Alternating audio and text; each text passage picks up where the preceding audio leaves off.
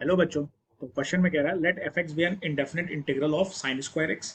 Statement one is the function f x satisfy f x plus pi where f x for all real x because statement two sine square x plus pi is equal to sine square x for all real x.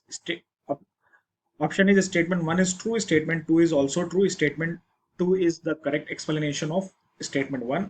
Option B is statement 1 is true, statement 2 is also true, statement 2 is not the correct explanation of statement 1. Option C is statement 1 is true, statement 2 is false. Option D is statement 1 is false, statement 2 is true. चलिए question को शुरू करते हैं, लेकिन शुरू करने से पहले कुछ की कॉन्सेप्ट हमको पता होना चाहिए। तो देखिए, सबसे पहले जो हमको पता होना चाहिए that is integral integral of cos x जो होता है वो sin x, यहाँ पे इसको कंप्लीट लिखेंगे, integral of cos x dx जो होता है वो क्या होता है, sin x प्लस c होता है। ठीक है। उसके बाद उसके बाद एक आइडेंटिटी होती है that is cos 2x is equal to 1 - 2 sin square x. अब अगर यहाँ से आपको साइन स्क्वायर एक्स की वैल्यू फाइंड करनी है तो साइन स्क्वायर एक्स यहाँ से क्या हो जाएगा बेटा, 1 - cos 2x अपॉन 2। तो ये दो चीजें हम बेसिकली इस क्वेश्चन में यूज करेंगे क्वेश्चन को फाइंड करने के लिए।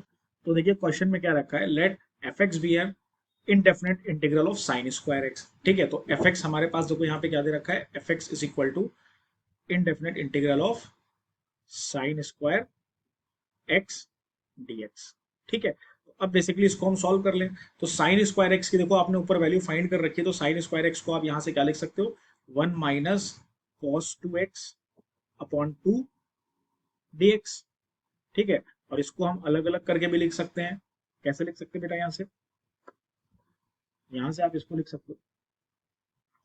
तो यहाँ से देखिए क्या हो जाएगा, ये यहाँ से हो जाएगा 1/2 dx माइनस 1/2, देखो यहाँ पे भी इसको बाहर ले लेंगे तो आ जाएगा cos 2x dx आ जाएगा।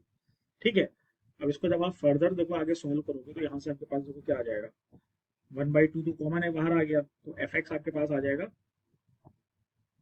x/2 minus 1/2।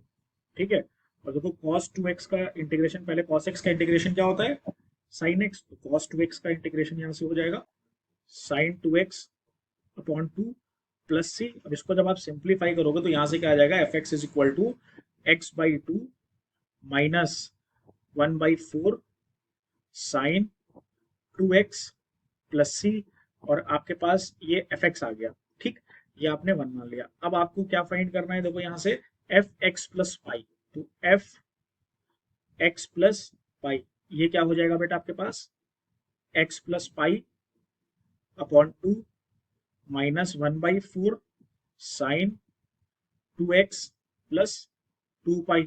ठीक है, तो ये क्या हो गया, 2 हो गया। तो आपने देखा जो एफ एक्स है, यहाँ से हम क्लियरली देख सकते हैं जो एफ एक्स है वो not equal to f x plus pi है।